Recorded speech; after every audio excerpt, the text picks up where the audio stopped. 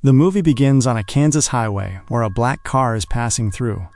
The driver notices a police car parked on the roadside, and suddenly, that same patrol car pulls up right behind him. The driver quietly pulls over to the side. However, the strange thing was that the police car never turned on its siren. The officer hadn't technically signaled him to stop, yet the driver stopped anyway, a sign that something was wrong. This is confirmed when we see the driver getting a gun ready in his hand. An officer named Mike exits the patrol car and asks the driver, "Why did you pull over? Are you in some kind of trouble?" The driver tries to brush him off, but the situation escalates when Mike spots a large stash of drugs inside the car. Mike demands to see his license, and just then, Mike's wife, Jane Archer, who is also a highway patrol officer, pulls up. Jane asks Mike if she should stay and help, but Mike insists he can handle it, stating he's about to arrest the man on drug charges. Jane starts driving home, but she feels a sense of unease and decides to turn back. As she pulls up, the driver shoots Mike and speeds away. Jane empties her magazine at the fleeing car, but he manages to escape. Mike was shot in the neck, and the blood loss is so severe that he dies right there on the scene, right in front of Jane. By evening, the driver stops at a motel. Through the news playing on the TV, we learn that this driver is actually a serial killer who has been traveling the highway for the past 5 days, claiming 15 lives so far. The media has dubbed him the Satanic Slasher because whenever he kills someone, he uses their blood to draw satanic symbols around the scene. He would have done the same to Mike if Jane hadn't interrupted him. To hide his identity, he wears a mask, and as we saw earlier, he is heavily addicted to drugs. He is far from stable. Even after checking into a hotel room, he sleeps inside the closet while clutching a shotgun with the lights on. At dawn, he hits the highway again and stops at a pharmacy in a small town. Noticeable on his hand is a very specific tattoo. He spends the entire day waiting for the pharmacist to arrive. When she finally shows up in the evening, he remains completely relaxed, but by the time she leaves at night, he is already hiding in her car. He kills the pharmacist inside the vehicle, carves 666 into her forehead, and breaks into the pharmacy. He steals a massive quantity of antidepressants and painkillers, which he consumes in large doses. Otherwise, his own mind wouldn't let him live. Jane is in a similar state of mental turmoil. She is consumed by guilt, believing she failed to save her husband. She feels that if she had stayed just a moment longer, this wouldn't have happened. She even suspected the driver might be the Satanic Slasher, which is why she turned back, but she was too late. Seeing the news of the slasher continuing his killing spree only makes her blood boil further. After 4 days of deep reflection, she decides to take revenge for Mike's death. She resolves to track the slasher down and put an end to him to save future victims. Her father tries to talk her out of it, but she won't listen, so he eventually lets her go. She packs her gear and hits the road. Meanwhile, the slasher is moving forward at his own pace. He stops at motels to rest before continuing his journey. While he takes a shower at a hotel, we see that his entire body is covered in satanic tattoos, including one on his hand that reads "No Mercy," a philosophy he strictly follows. That night, he heads back out and finds a couple on the road with a punctured tire. He drives while listening to an interview with a Satanist named Mr. Pendleton, who explains how the drug industry is a blessing from Satan. He claims these painkillers are amazing because they make you feel nothing and numb the brain, a concept we see playing out in real time with the slasher.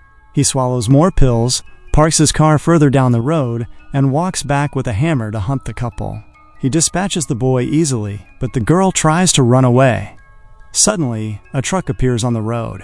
Seeing the girl running toward him, the driver slams on the brakes, causing the truck to flip over and crush the girl.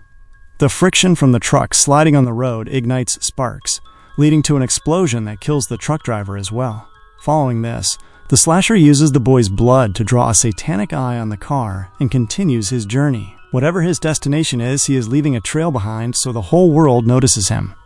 These killings are just side quests. His real mission is to meet the Satanist Mr. Pendleton.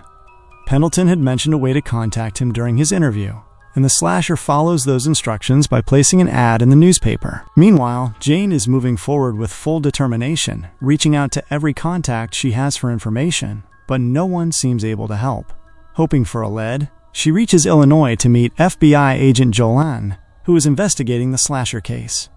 Jane requests to join him for a day or two, explaining that the slasher killed her husband, but Jolan flatly refuses. He tells her to go home, However, his partner, Agent Becky, feels sympathy for Jane.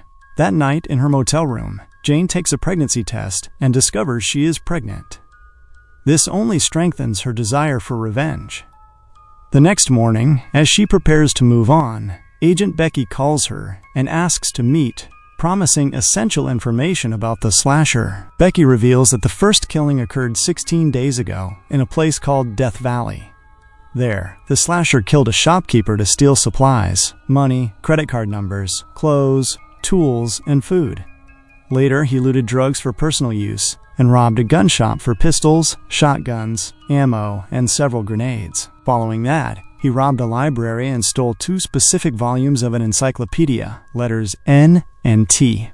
This suggests he is looking for information he doesn't want to search for online to avoid being traced. Another peculiar trait is that despite his crimes, he doesn't sleep in his car.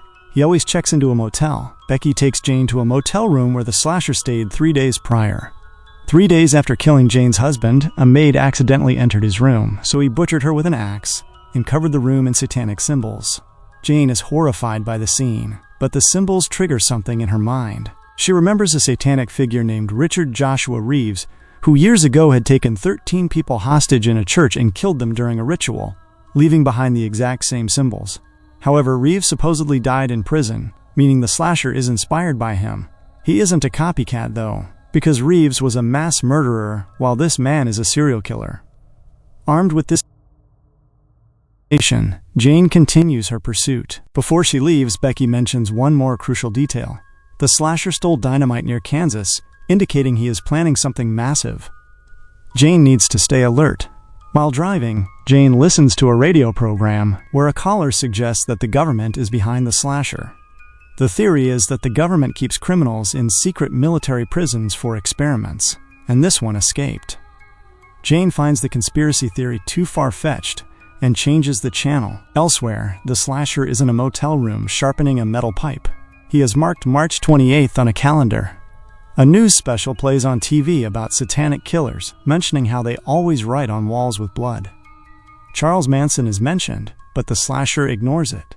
However, when the 20-year-old church killings are brought up, the slasher stares at the TV intensely. This is because that massacre was carried out by a teenager named Richard Joshua Reeves.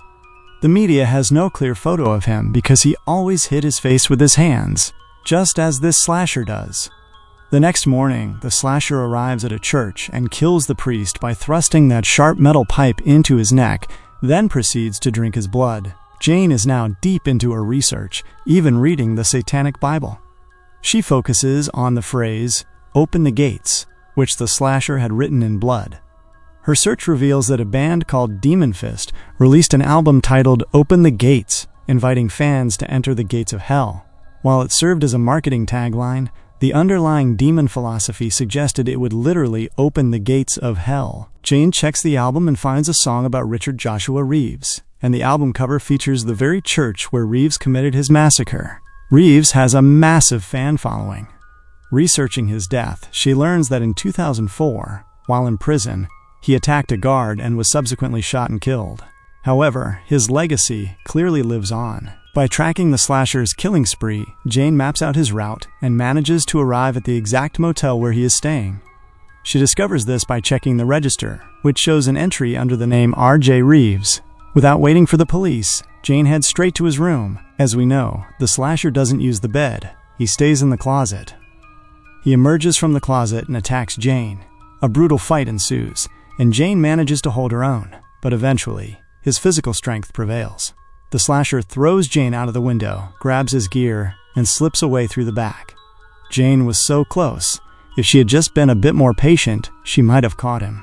Now, she isn't sure if she will find him again. However, she finds the newspaper ad he placed in his room. In response to that ad, Mr. Pendleton had published a number in the paper, which both the slasher and Jane managed to decode. It leads to a phone number. The slasher calls it and speaks to Marvin, Pendleton's associate, who invites him to the mansion immediately. Jane also has Agent Becky put a trace on that number, meaning she will find the mansion soon as well. The slasher arrives at the mansion, where no one suspects his identity. He introduces himself as Richard. Marvin leads him inside to Mr. Pendleton, who is sitting with 2 couples.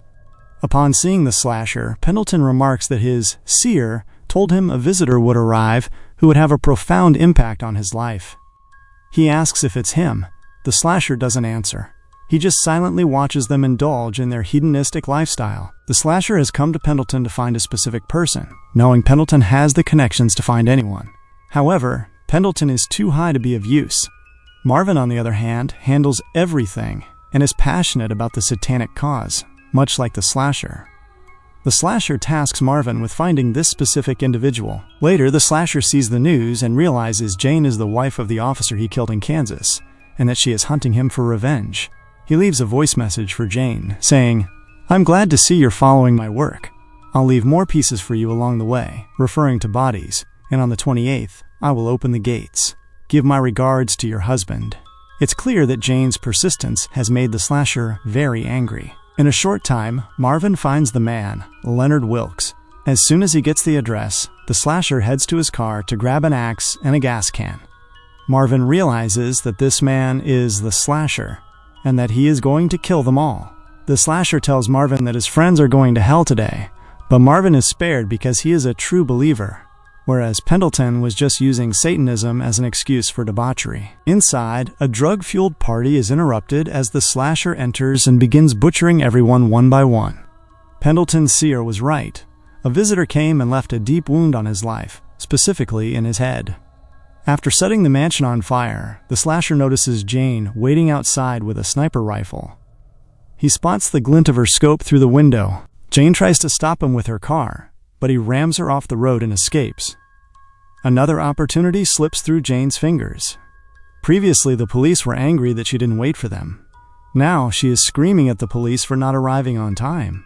When they claim they didn't trust her lead, Jane presents her research, which is far superior to theirs. Her conclusion is that the church where Reeves committed his massacre has become a primary site for Satan worshippers.